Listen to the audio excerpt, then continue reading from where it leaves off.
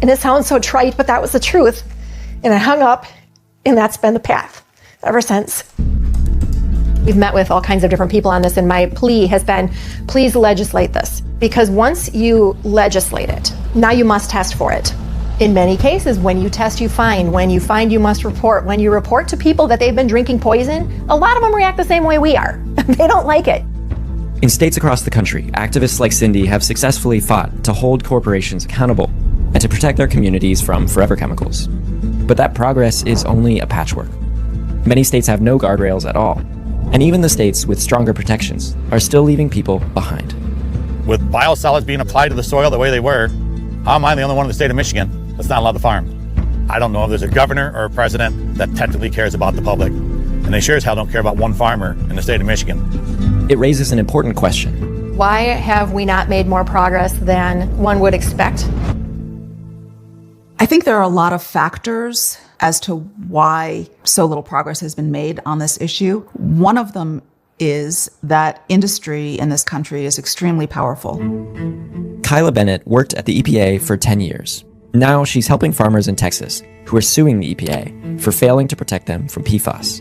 EPA was told by PFAS manufacturers in 1998 that there were probably dangers associated with these chemicals. And here we are decades later, and very little progress has been made on keeping people safe from these chemicals. In the last 2 decades, hundreds of new PFAS compounds have been allowed to flood the market, and contamination from those chemicals has only continued to grow.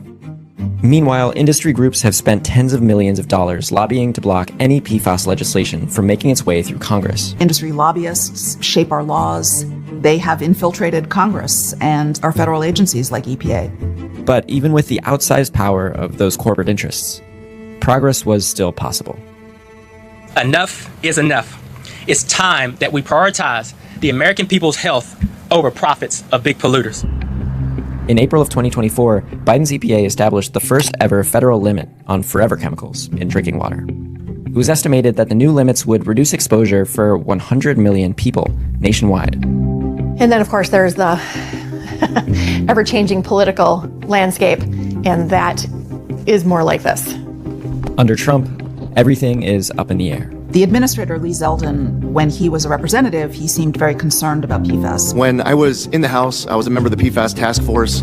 And in May, Lee Zeldin even released a PFAS action plan. And if you read it quickly, it sounds like they want to take action. But if you read it carefully, you can see that they are actually